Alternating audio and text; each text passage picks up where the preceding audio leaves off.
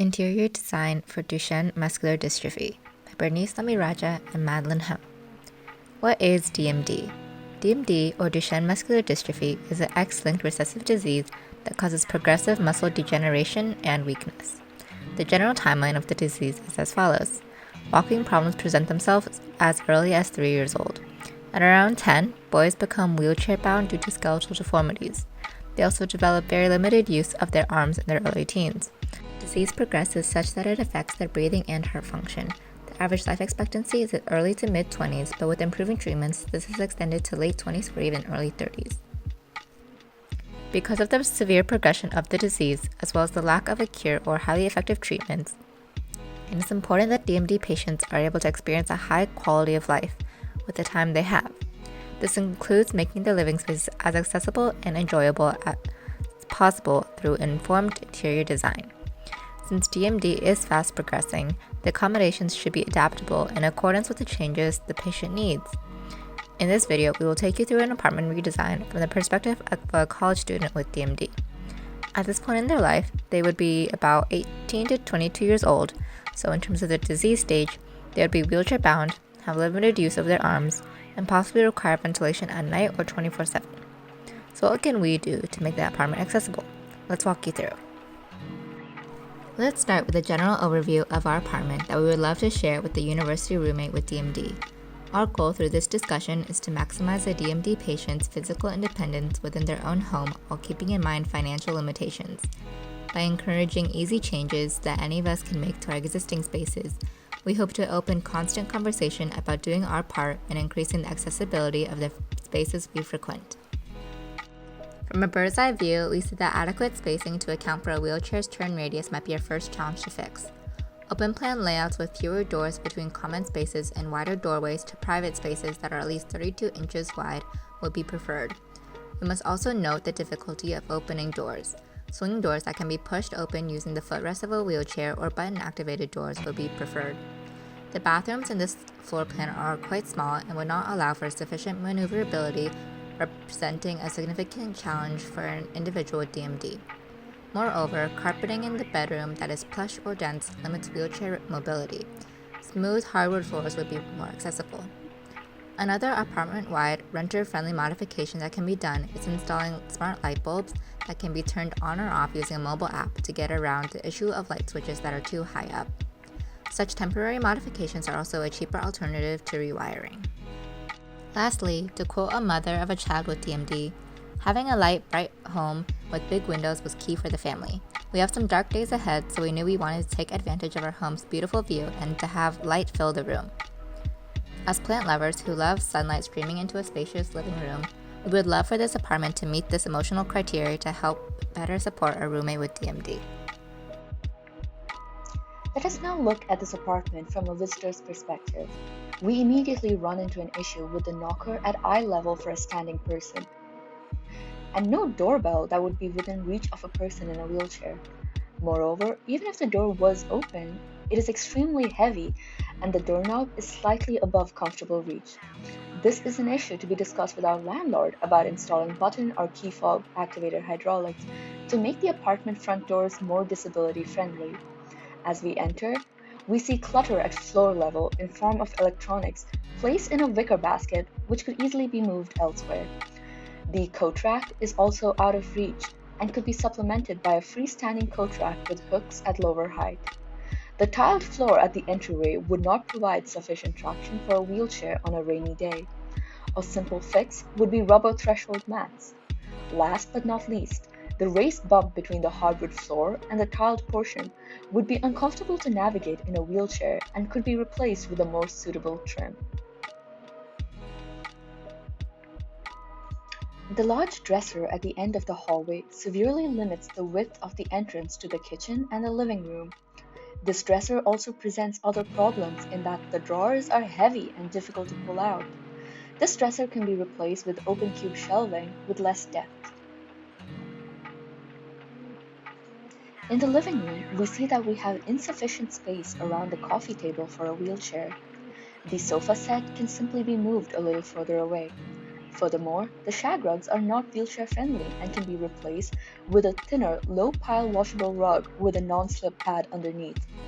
We have a lot of plants on side stands and the floor, which could be moved to the periphery of the room. We could also rearrange our shelves by moving non-essential decor items to higher shelves and keep essential items such as the television remote within reach.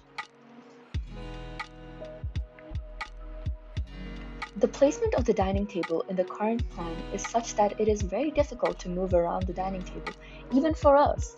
There is space for a wheelchair at the head of the table. The upper surface of this table is 30 inches above ground, which meets ADA criteria for wheelchair accessibility. The plants in each corner must be removed or moved elsewhere. Overall, the living room layout must be rearranged to give 3 feet of access around furniture, which is easily managed in larger spaces such as this apartment being discussed. The slight drop and the sliding door grooves would make it difficult for a wheelchair-bound person to access the space. This can be fixed with a small ramp. The plant shelf also limits space here and could be moved closer to the wall or even outside. Let us now talk about redesigning a bedroom to make it more DMD friendly. As we walk in, I notice that we should make sure not to put any shelves or tables next to the door, so we don't limit turn radius of a wheelchair. The size of the bed is appropriate, but the height could be lower. A large, low bed would be preferred to make it easier for a caretaker or friend to lift the individual with DMD into bed. We would move the side table and the keyboard to make space for ventilators, as the electric outlets are on this side of the bed. For the study space, we can remove the desk chair, but the actual desk is at 30 inches, which is an appropriate height for access from a wheelchair. We must also remove the shelving unit and the table at the corner of the room to make space to access the other side of the bed. Other furniture items around the bed should also be removed for easy access. It is also important to consider access to closet space. Sliding doors with recessed handles cannot easily be used by a DMD patient with limited use of their arms. Open cube shelving, as shown earlier, would be more practical. However, the full-length mirror is a nice addition, as it is not restrictive to height. The heater for the bathroom is useful for full-body drying, but should be supplemented with an air dryer. The bathtub and the attached shower are not accessible. A level access stand-up shower that is roll-in accessible with a wall-mounted seat or shower chair would be preferred. A non-slip material for the shower floor must be used. We would require handrails next to the toilet, especially considering the narrow turn space, which limits wheelchair mobility. The sink cabinet must be replaced with wall anchoring for the sink, which can also be lowered. The sink must also have a shallow front with no raised edges, and perhaps also motion-activated tap controls. It must be noted that such measures are likely quite expensive, and some modifications are easier to accomplish than others. With all of our discussed modifications, it is important to keep in mind that not all of these options are financially feasible for everyone. We will now go into a simplified outline of different things you can do at different price points, including some free options that you can likely do right now to make your own space more accessible. Let's start with our cheapest tier. Rearranging the layout of your furniture to allow for more space around them is the easiest way to begin making your home more accessible. To take it a step further, consider the placement of items on shelves and try to make sure that commonly used or essential items are within arm's reach from a sitting position. Non-slip mats in entryways and other tiled surfaces prone to getting wet ensure sufficient traction for a wheelchair to move.